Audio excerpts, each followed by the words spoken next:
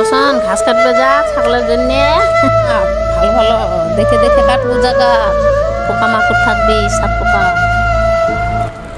তো হ্যালো বন্ধুরা, তোমরা একটু আগে শুনতে পারলে মা আমাকে বললো ছাগলের জন্য যে ঘাস কেটে নিয়ে আসতে বললো, যে ভিডিওটা দেখতে থাকো। এখন আমি জমিতে যাব, তোমাদেরকে জমির দিকে দেখাবো যে কিভাবে আমরা ঘাস তুলি সারাদিনে।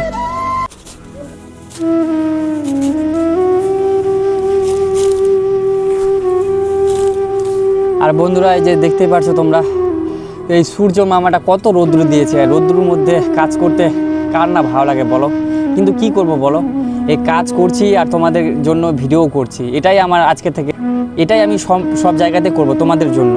কাজ তো আমি অলরেডি করি, ঠিক আছে, তো তোমাদেরকে দেখানোর জন্য আর কি ভিডিওটা আরও ভালোভাবে করছি, ঠিক আছে।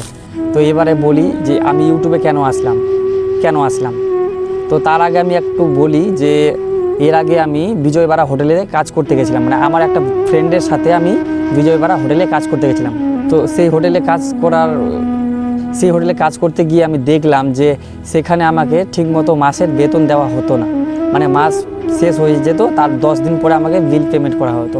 সেখান থেকে আমি বুঝলাম যে মানুষের যে তোমরা কাজ করছো না, এই মানুষের কাজ না করে নিজে মালিক হয়ে দেখাও, মানে নিজেকে নিজের মধ্যে খোঁজো যে আর তুমি কি করতে পারো।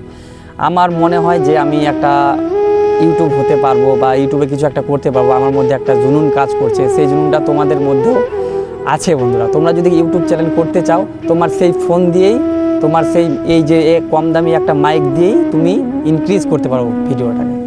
তোমার শুধু এডিটের দরকার, একটা ভালো ভিডিও রেকর্ড করার দরকার, এবং কি শেষে পোস্ট করার দরকার। তো এইটুকুই কাজ আছে, আর কিছুই না। তো এগুলোই আমার লাইফে বন্ধুরা এই সবে হয়েছে, তাই তোমাদের কাছে শেয়ার করলাম।